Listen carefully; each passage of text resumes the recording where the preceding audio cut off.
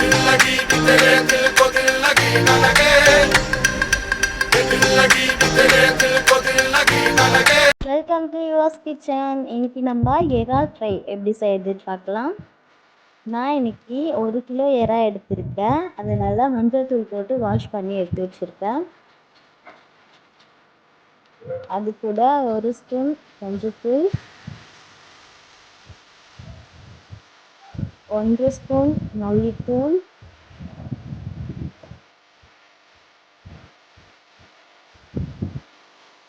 1 spoon garam masala, 1 spoon மிளகாத்தூள், காரத்துக்கு ஏற்ற மாதிரி நீங்கள் சேர்த்துக்கோங்க. அப்புறம் கொஞ்சமாக உப்பு, அப்புறம் 1 ஸ்பூன் இஞ்சி பூண்டு பேஸ்ட்டு. இதெல்லாம் சேர்த்து நல்லா மிக்ஸ் பண்ணிக்கோங்க.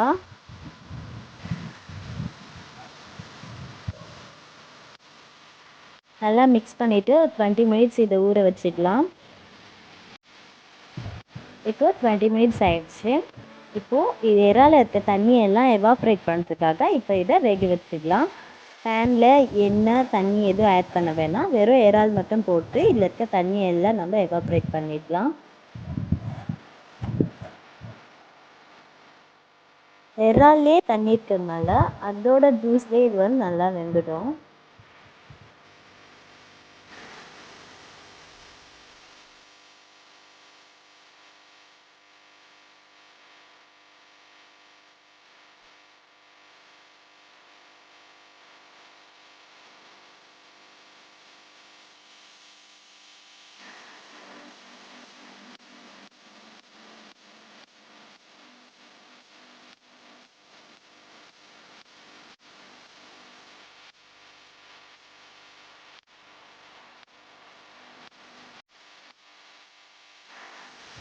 இப்போ பாருங்கள், இறாலாம் நல்லா வெந்துட்டுருக்கு. இப்போ இதை நம்ம வந்து ரோஸ்ட் பண்ணிக்கலாம்.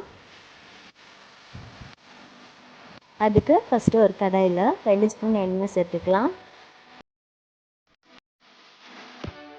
அப்புறம் நான் இன்னைக்கு ஒரு பெரிய வெங்காயத்தை நீட்டாக கட் பண்ணி வச்சுருக்கேன், அதுவே இதில் ஆட் பண்ணிக்கலாம்.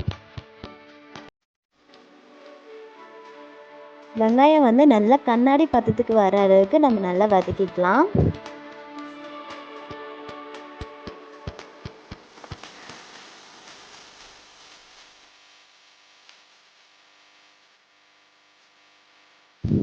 பாருங்கள், வெங்காயம் நல்லா வதங்கிட்டு இருக்கு. இப்போ நம்ம இதில் 2 பச்சை மிளகாவும் கொஞ்சம் கருவேப்பிலையும் ஆட் பண்ணி நல்லா ஃப்ரை பண்ணிக்கலாம்.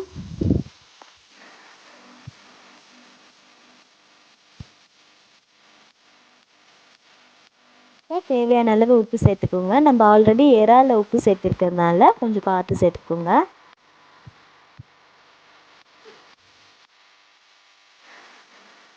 இப்போ நம்ம இதெல்லாம் வேக வச்ச இறால ஆட் பண்ணிக்கலாம்.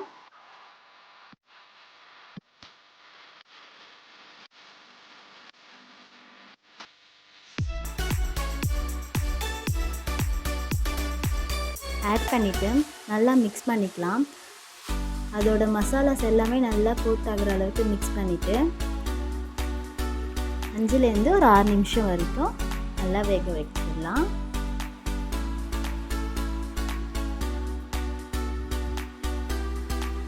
அவ்வளோதான் ஃப்ரெண்ட்ஸ், இறால் ஃப்ரை ரெடி. இந்த வீடியோ உங்களுக்கு பிடிச்சிருந்தா லைக் பண்ணுங்கள், ஷேர் பண்ணுங்கள், மறக்காமல் யுவர்ஸ் கிச்சன் சேனலுக்கு சப்ஸ்கிரைப் பண்ணுங்கள். Thank you friends.